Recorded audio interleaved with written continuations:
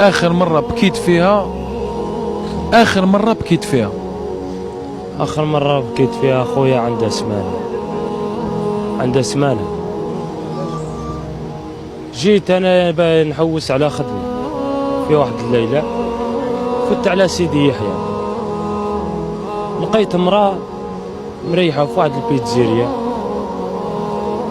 رحت لها أنا، قلت لها لا بالك كاش ما تحن علينا وتعرف ظروفي وأموري.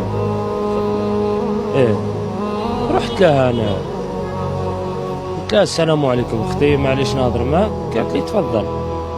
قلت لها اخوك من ورقله وجاي لنا شاقي على جال باش يخدم على عائلته. قالت لي ايه وشني امورك ولا واش تخدم؟ عطيتها السي في تاعي، شداته وصوراته. وبعدين قالت لي اروح تعشيت ولا ما تعشيتش؟ قلت لها مازال ما تعشيتش. قالت لي اروح ريح معايا. ريحت معاها، جامو البيتزيريا هذيك، غاضوا الحال كي شافني مريح معاها ومانيش زعما مستيكي روحي كيما هما. قال لي يا نوض من هنا. قالت لي نوض من هنا. ايه، قال لي نوض من هنا ما تريحش، واش راك دير هنا؟ قالت لي هذيك الطبيبه النفسانيه هي من تبسها. قالت لي خليه يريح، كان ينوض هو نوض انا. بعد من موراها هي راحت. بعدها جا داك السيد، رحت ليه انايا مول البيتزيريا، عطيته السي في تاعي، شدوه قطعوا لي في وجهي، قطعوا لي في وجهي، فهمت؟ بقيت نبكي. اخر مرة بكيت فيها هذاك النهار. هذاك النهار غلط. انسان قاطع قداش المسافة، جاي من مسافة بعيدة، تستعمل مع هذه العقلية، هذه المعاملة هذه ما يتعاملش مع حتى إنسان. شحال في عمرك؟ في عمري 20 سنة. في عمري 19 بصح راني نمشي في العشرين، وأنا هو الكبير في الدار. يعني حرقاتك هذيك كي قطع لك السي في وقال لك روح؟ حرقتني بزاف. علاه؟ خاطر هو غاضو الحال كي شافني ريحت مع ذاك المرة، مانيش عارف علاه، زعما قطعوا لي هذاك السي في في وجهي، علاه ما نعرفش علاه. واش تقول له كانوا يسمع فيك هذاك اللي قطع لك السي في في وجهك؟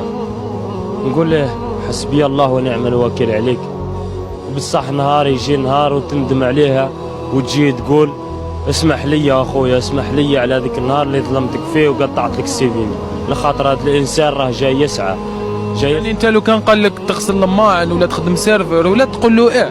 نقول له ايه نخدم مهم، ما نقعدش نطايش في الشارع ولا نروح نسرق ولا نروح نطلب، نغسل الماعين نورمال. هو قطع لك السيف؟ هو قطع لي السيف ومازال تحرق لك، عندها سمانه مازال تحرق فيه؟ زال محروق والله، غير مازال درك محروق، الدمعة راه باغي تطيح وماش باغي تطيح.